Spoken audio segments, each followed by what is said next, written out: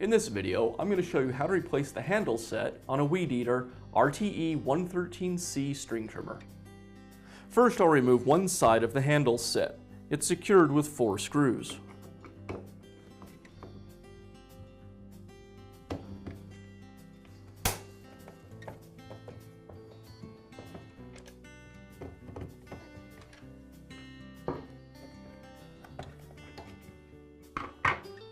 Now I can remove the trigger. Now I'll remove the switch. I'll pull it away from the housing and use a pair of needle nose pliers to remove the wires.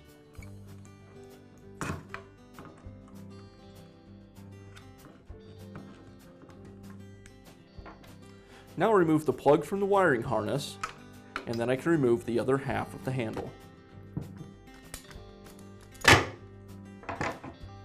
Now I can reinstall the switch. First, I'll slide the wires back onto the terminals on the switch,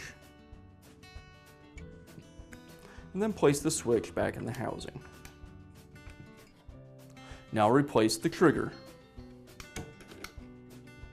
Now I'll replace the other half of the handle set and secure it with the screws.